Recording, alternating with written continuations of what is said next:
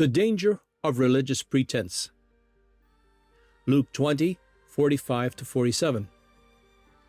And while all the people were listening, he said to his disciples, "Beware of the scribes, who like to walk around in long robes, and love respectful greetings in the marketplaces, and chief seats in the synagogues, and places of honor at banquets, who devour widows' houses, and for show offer long prayers. These men will receive the greater condemnation." The warning Jesus gives in this passage pierces through every layer of outward religiosity. The scribes, experts in the law, and teachers of Israel had allowed the privileges of their office to become platforms for pride. Bible commentators observe that Jesus' rebuke is sweeping, not because every scribe was corrupt, but because the danger of spiritual showmanship was pervasive. They paraded their knowledge in flowing robes, sought greetings that reinforced status, and cherished seats of honor that made them appear indispensable. Religion, meant to glorify God, had been turned into a theater of self-display. The tragedy is that such pride does not stop at vanity. It exploits. Jesus singles out the treatment of widows, among the most vulnerable in society, to expose the hypocrisy of those who claim to represent divine justice, yet they prey on the defenseless.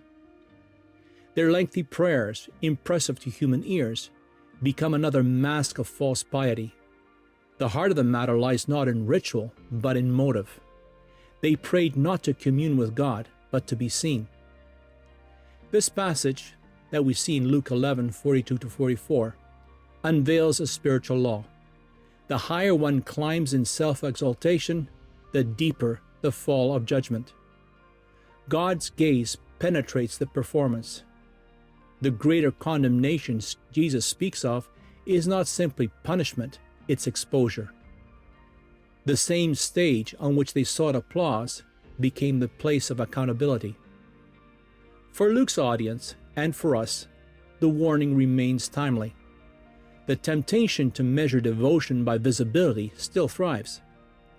Yet Christ calls his followers to a quiet holiness, a humility that does not seek the spotlight, but reflects the character of the servant king.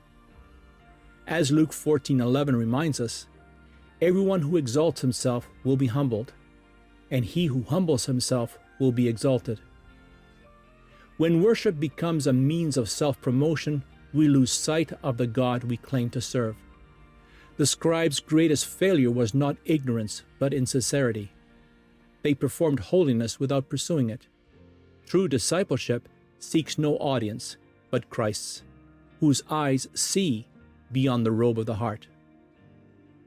So what's the takeaway?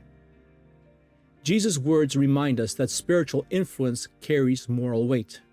Titles and recognition mean nothing without compassion and integrity. The scribes' downfall was not their knowledge but their pride, their desire to be seen rather than to serve. In God's kingdom, greatness is measured by humility, not visibility. When our devotion becomes more about performance than presence, we step into dangerous territory. Christ's call is clear. Let our faith be genuine, our motives pure, and our service unseen except by the Father who rewards in secret. That's Matthew 6:1-4.